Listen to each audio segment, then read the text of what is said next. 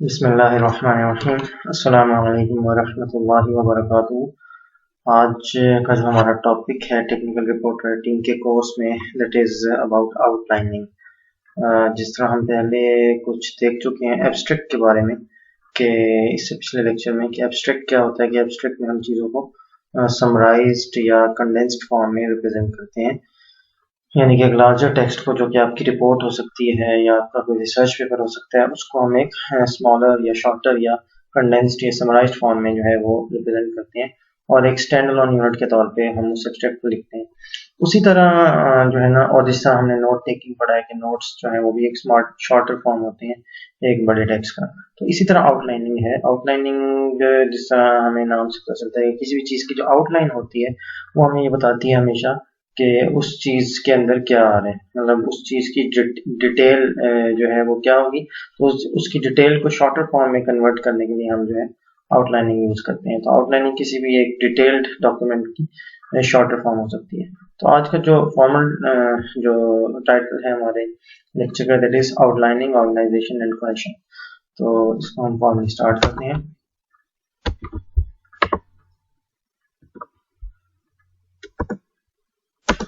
अच्छा, आज का जो लेक्चर का एजेंडा है, दैट इज कि हमारे पास दो मेजर ऑर्गेनाइजेशन स्ट्रेटजीज हैं जो कि प्रोफेशनली यूज की जाती हैं। One is brainstorming and other one is outlining, which we are going to discuss today. कि कोहेशन क्या है और कैसे अचीव की जाती है, और ऑर्गेनाइजेशन स्ट्रेटजीज क्या होती हैं, और फिर आखिर में हम लेक्चर को कंक्लूड करेंगे। यानी कि तीन चीजें इसमें आ रही हैं, कोहेशन क्या है और आउटलाइनिंग क्या है और ऑर्गेनाइजेशन स्ट्रेटजीज क्या है।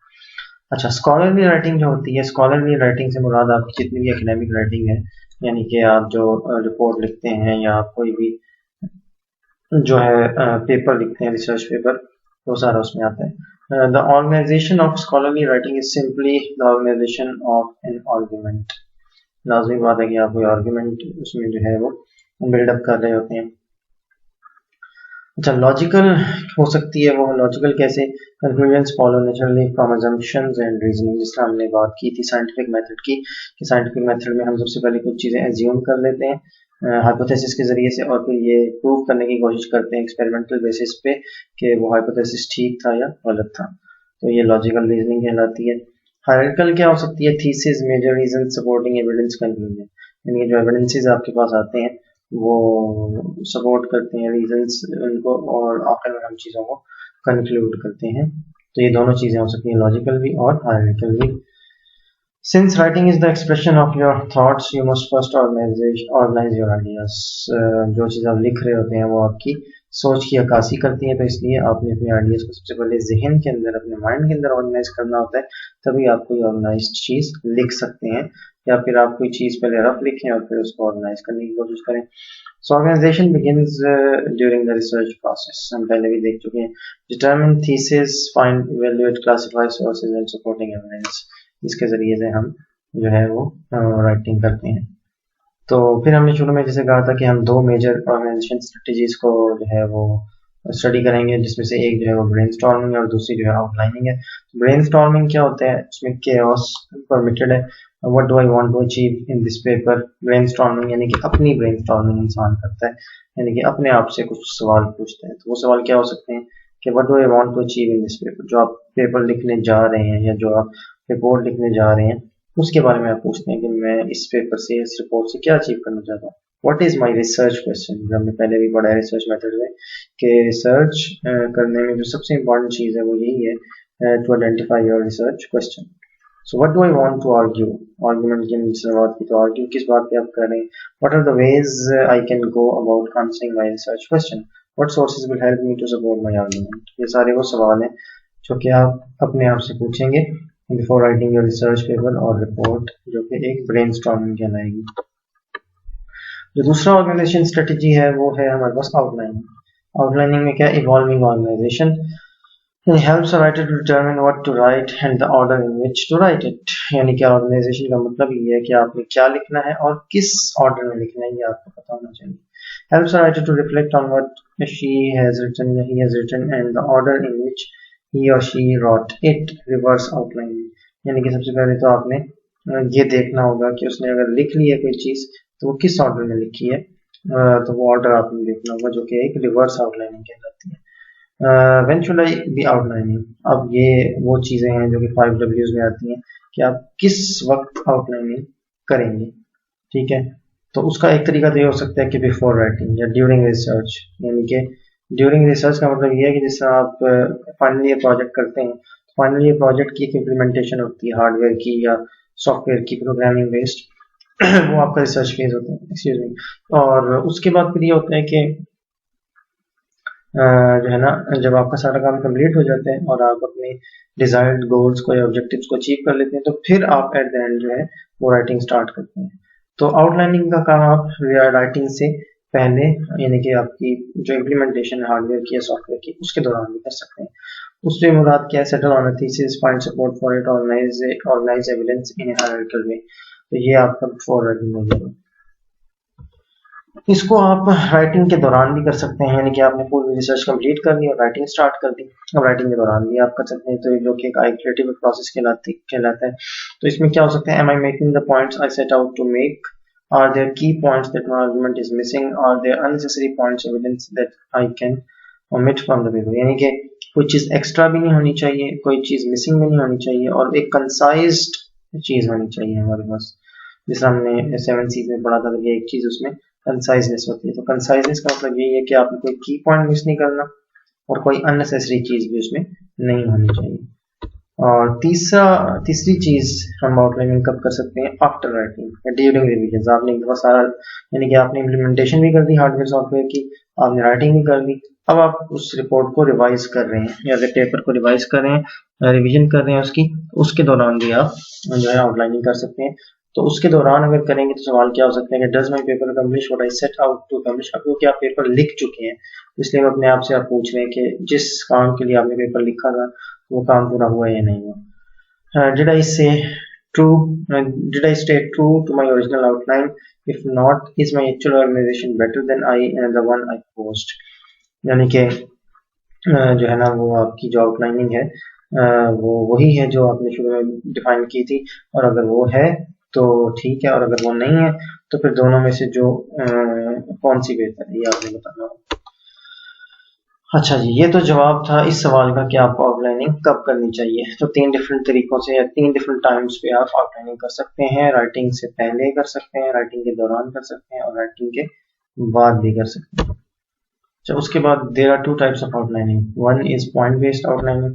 पॉइंट बेस्ड में क्या होगा, series of assertions or claims you plan to make in your paper। जो अपने पेपर में आप assumptions रख रहे हैं बहुत सारी, वो आप देखेंगे, या क्लेम्स होंगे वो आप देखेंगे।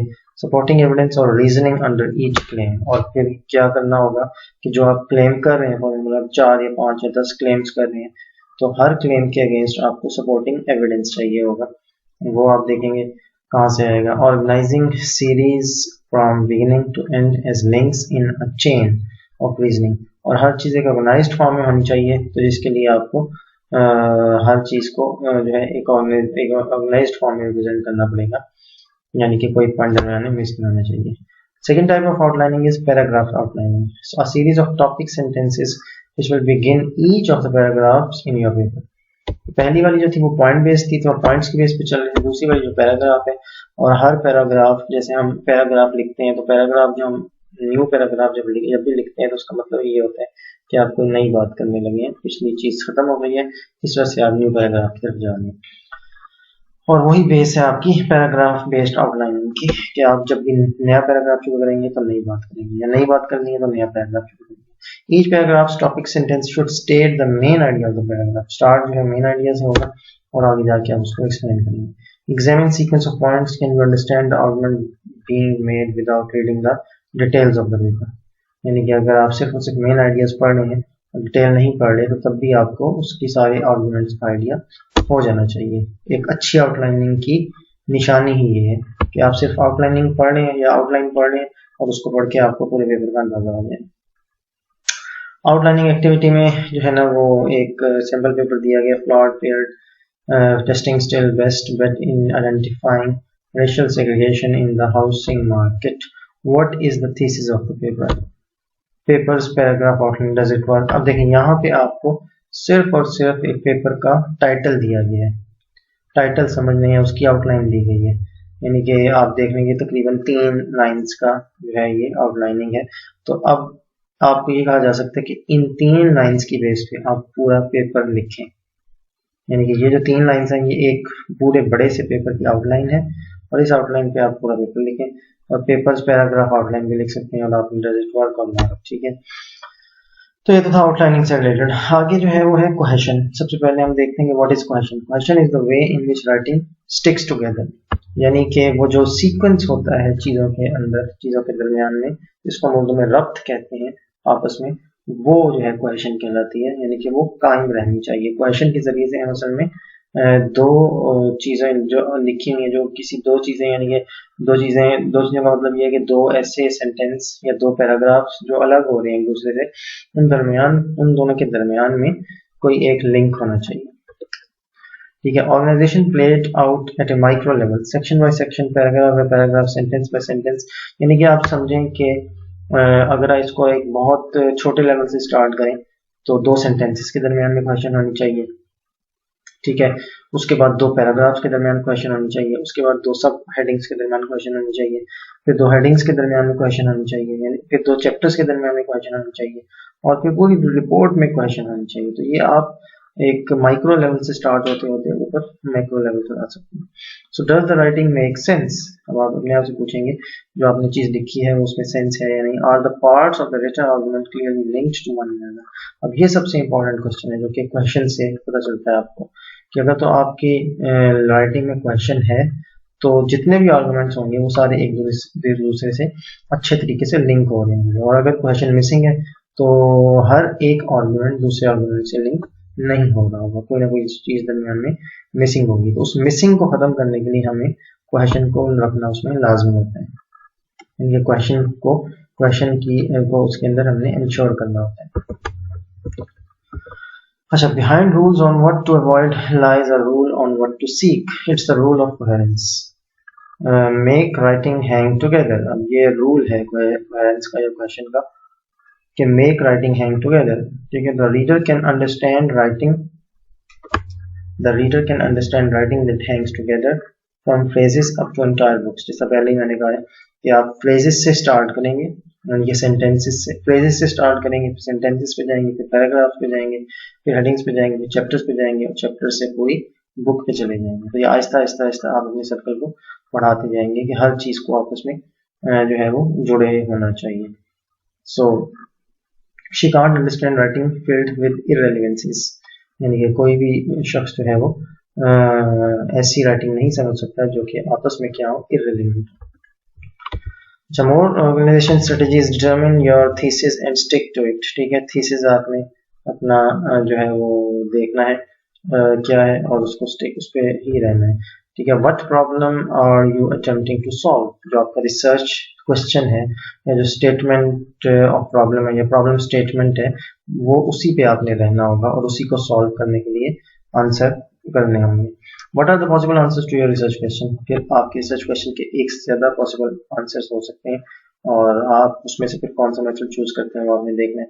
What answer are you offering? और उसमें से आप, यानी कि बहुत सारे आंसर्स में से आप कौन सा ऑफर कर रहे हैं वो आपने देखना है। What is your stance on a particular issue?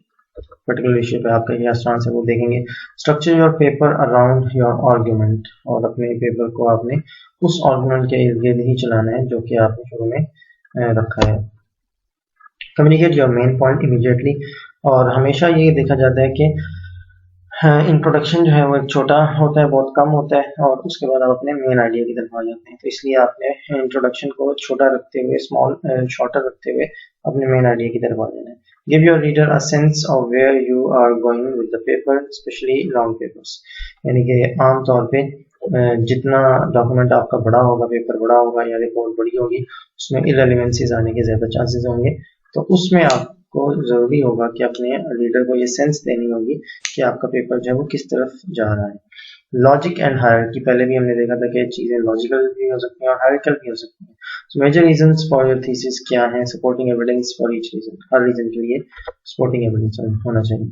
Imagine that you are telling a story, ठीक है, यानी कि आपने यही ज़हन में रखना है कि आप एक कहानी के बारे में बता रहे हैं। Story makes no sense if the events are out of order, समझाने के लिए सिर्फ बताया जा रहा है कि अगर एक कहानी है और उस कहानी में जो चीज़ें हो रही हैं, जो इवेंट्स हो रहे हैं, अगर वो आउट ऑफ ऑर्डर है तो वो कोई भी सेंस उसमें नहीं बनेगी। तो इसी तरह रिपोर्ट में भी चीज़ें अगर आगे पीछे हो जाए तो वो कोई भी सेंस नहीं बनाती, और चीज़ें आउट ऑफ ऑर्डर जो होती हैं वो पढ़ने वाले को समझ में नहीं आती। तो इसलिए उन चीज़ों का ऑर्डर में होना, ऑर्गेनाइज्ड होना बहुत ज़रूरी है ताकि वो सेंस जो है वो दे सके। A story makes no sense if its event do not have any supporting detail or context। और ये भी बात आप ध्यान में रखेंगे कि किसी भी कहानी का एक जो है ना वो कॉन्टेक्स्ट होता है और उसकी एक सपोर्टिंग डिटेल होती है जिस जो उसके लिए बहुत जरूरी होती है। तो इस तरह रिपोर्ट और पेपर की भी जरूरी होती है। A story makes no sense if you complicate it with random irrelevant details। अब ये सारी वो चीजें हैं जो कि एक आप कहानी के जरिए से समझाई जा रही है, लेकिन असल में इन तीनों चीजों को आपने अपनी रिपोर्ट में या राइटिंग में या पेपर के अंदर भी क्या करना होता है, अवॉइड करना होता है कि ना तो चीजें आपकी आउट ऑफ ऑर्डर हो, ना आपकी चीजें ऐसी हो कि उसमें कोई डिटेल मिस हो या कॉन्टेक्स्ट मिस हो, और ना ही उसमें कोई रैंडम या इररेलेवेंट डिटेल होनी चाहिए। तीनों काम जब होंगे तो चीजें आपकी अनऑर्गेनाइज्ड हो जाएंगी। इसलिए इन तीनों चीजों को आपने अवॉइड करना है अपनी राइटिंग के अंदर। वन पैराग्राफ वन आइडिया, हर पैराग्राफ में एक आइडिया होना चाहिए। Each paragraph should have a point and only one point, clearly बता दिया गया। नए पॉइंट के लिए आप नया पैराग्राफ लिखेंगे। टिपिकल स्ट्रक्चर क्या हो सकता है? Topic, sentence, point of a paragraph, elaboration on the point, supporting evidence for the mind. ये हर पैराग्राफ में ये तीन चीजें हो सकती हैं। हर पैराग्राफ के का जो स्ट्रक्चर है उन तीन चीजों पे रिलाई कर सकता है। पहली चीज पॉइंट ऑफ पैराग्राफ कि पैराग्राफ में क्या पॉइंट दे रहे हैं वो। दूसरी चीज उस पॉइंट को एलेबोरेट करेंगे, और तो तीसरी चीज उस पॉइंट के लिए सपोर्टिंग एविडेंस प्रोवाइड करेंगे। तो हर पैराग्राफ में ये तीन चीजें होनी चाहिए, मेन पॉइंट, उसकी एलेबोरेशन और उसके लिए सपोर्टिंग एविडेंस। फिर पैरेललिज्म क्या हो सकता है? Expressing parallel ideas in parallel form. ठीक है, यानी कि पहले तो हमने बात की वन पैराग्राफ वन आइडिया, अब हम कह रहे हैं पैरेललिज्म। ठीक है, expressing parallel ideas in parallel form. उसकी मिसाल क्या हो सकती है? The reader can understand writing that hangs together from phrases up to entire books, you can understand writing filled with irrelevances. हमने मिसाल दी थी पहले। ठीक है, the regression showed that investment was a very important determinant of a country's GDP growth rate. The country's type of government was not a significant predictor of its GDP growth rate। तो ये जो है वो एक parallel चीज बताई जा रही है, यानी कि पैरेलल में आप देखें कि बताया जा रहा है कि expressing parallel ideas in parallel form, जो दो आइडियाज बताए गए और दोनों पैरेलल में बताए जा रहे हैं। यानी कि पैरेलल का मतलब ये है कि देखें इसके अंदर भी आपको दो सेंटेंसेस मिल रहे हैं, पहला सेंटेंस यहाँ खत्म हो रहा है, उसके बाद दूसरा शुरू हो रहा है। तो दोनों जो सेंटेंसेस हैं वो एक ही बात बता रहे हैं, लेकिन लिखने का तरीका डिफरेंट है।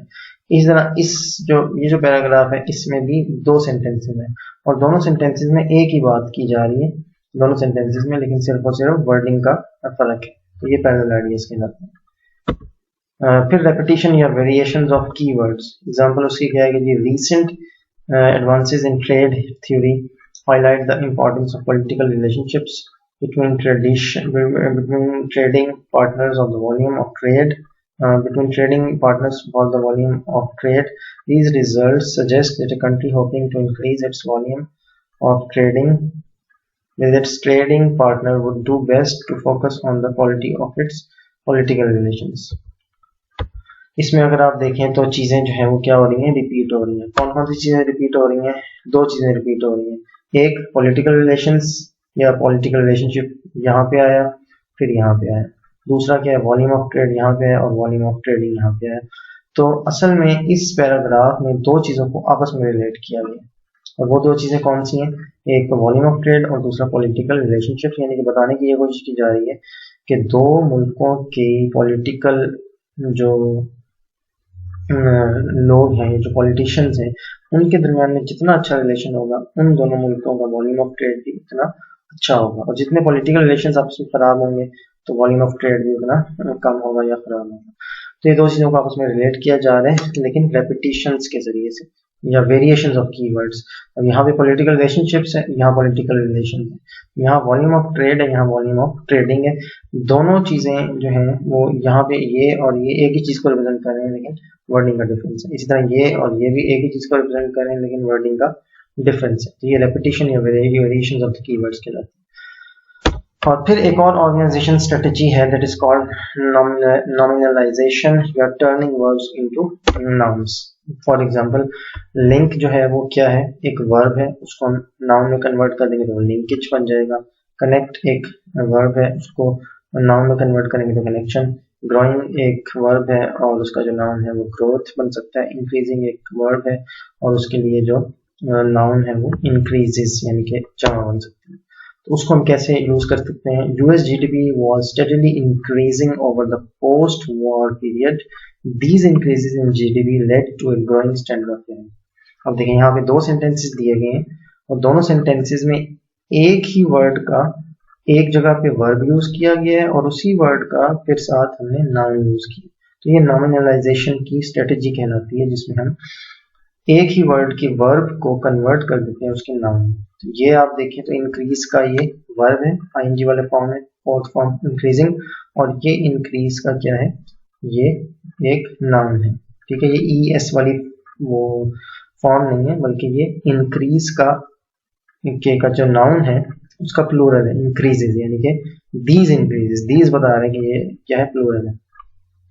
तो ये वर्ब हो गया और ये क्या हो गया, उसका नाउन हो गया। तो ये नॉमिनलाइजेशन की ऑर्गेनाइजेशन स्ट्रेटेजी कहलाती है। अच्छा, फिर use one word to mean one thing. For example bad ideas, economic development, industrialization, growing structural differentiation, economic and social development, economic growth. अब ये सारी चीजें जो है एक ही चीज को यानी कि हर एक वर्ड जो है एक आइडिया को रिप्रेजेंट कर, यानी कि हर एक चीज का एक मतलब। ठीक है, फिर क्या हो सकता है, keep a modifier near the word it modifies. Examples, the changes in investment spending that caused GDP to increase were rapid. ठीक है, यानी कि आपने क्या किया, मॉडिफाई कर दिया वर्ड्स की जो है वो वर्ड्स को, यानी कि वर्ड्स को आगे पीछे कर दिया। उसी सेंटेंस को, ऊपर वाले सेंटेंस को हम क्या लिख सकते हैं, the rapid changes in investment spending caused spending rapid changes in investment spending caused GDP to increase. अब ऊपर और नीचे वाले सेंटेंस से एक ही चीज पता चल रही है, लेकिन लिखने का स्टाइल जो है वो क्या है, डिफरेंट है। एक और एग्जाम्पल उसकी क्या हो सकती है कि voter support for new urban development policy which the government proposed to implement soon was ardent. इसी का जो दूसरा फॉर्म है वो क्या हो सकता है कि voters ardently supported the new urban development policy that the government proposed to implement soon. ये इन दोनों सेंटेंस में एक ही चीज कन्वे की जा रही है, यानी मैसेज जो कन्वे किया जा रहा है वो सेम है, लेकिन लिखने का स्टाइल डिफरेंट है। इस तरह इन दोनों सेंटेंस में जो चीज कन्वे की जा रही है वो भी क्या है, सेम है, मैसेज सेम है, लेकिन स्टाइल क्या है, डिफरेंट है। अच्छा, फिर हमने ये चीजें कहाँ से ली हैं, पर्डू यूनिवर्सिटी की ऑनलाइन राइटिंग लैब है वहां से, और हार्वर्ड यूनिवर्सिटी का राइटिंग सेंटर है वहां से। ये जो है रेफरेंसेस हैं। ठीक है, university of Missouri campus writing program है, वहाँ से लिया गया है। और आखिर में इनकी यहाँ ये असल में रेफरेंसेस हैं जहाँ से लेक्चर लिया गया है या तैयार किया गया है। आखिर में हमारे लेक्चर का जो कंक्लूजन है वो क्या हो सकता है कि begin the research and writing process early. और ये बहुत ज़रूरी है, यानी कि देखें आमतौर पर ये समझा जाता है कि राइटिंग प्रोसेस तब तक स्टार्ट नहीं करेंगे जब तक आप सारे चीज़ इम्प्लीमेंट नहीं कर लेते अपने प्रोजेक्ट को, हार्डवेयर सॉफ्टवेयर। हालांकि ऐसा नहीं है कुछ, क्योंकि पूरे प्रोजेक्ट का कुछ हिस्सा ऐसा है रिपोर्ट का होता है जो कि आप इम्प्लीमेंटेशन कंप्लीट होने से पहले भी स्टार्ट कर सकते हैं। For example chapter number 1 introduction, वो आप जो है ना वो इवन के प्रोजेक्ट इम्प्लीमेंटेशन स्टार्ट करने से पहले भी लिख सकते हैं। इसी तरह लिटरेचर रिव्यू है, वो भी आप साथ साथ लिख सकते हैं। ये दो चैप्टर ऐसे हैं जो कि आप जो है इम्प्लीमेंटेशन के साथ साथ भी लिख सकते हैं। तो इसलिए आपने अपना राइटिंग प्रोसेस बहुत जल्दी स्टार्ट करना होता है। Then organize your ideas, then your written expression of them. पहले अपने आइडियाज को ऑर्गेनाइज करें जहन के अंदर, और फिर उसके जरिए से अपनी राइटिंग को ऑर्गेनाइज करें, जो आपके रिटन एक्सप्रेशन है उनको ऑर्गेनाइज करें। अच्छा, trial and error, be willing to make changes to your organisation and outline as you go, यानी कि रिवीजन करें बार बार अपनी लिखी हुई चीज का, राइटिंग का अपनी रिवीजन करें, और रिवाइज करने से बार बार क्या होगा, आपको उसको चेंज करना पड़ेगा। तो इसके लिए आप जहनी तौर पर पहले से तैयार रहें। और write with an argument in mind, और जब भी आप कोई चीज लिखें तो हमेशा एक आर्गुमेंट ज़हन में रखते हुए लिखें जिसको आप सपोर्ट करें, और उस आर्गुमेंट को सपोर्ट करने के लिए जो आपने ज़हन में रखा होगा, आप जो भी लिख रहे होंगे वो उसका मकसद ये होगा कि आप उस आर्गुमेंट को सपोर्ट कर सकें। तो ये हमारा जो है आज का टॉपिक था या आज का लेक्चर था। इससे रिलेटेड हम कुछ एग्जाम्पल्स भी देखते हैं। एग्जाम्पल्स हमारी क्या हो सकते हैं,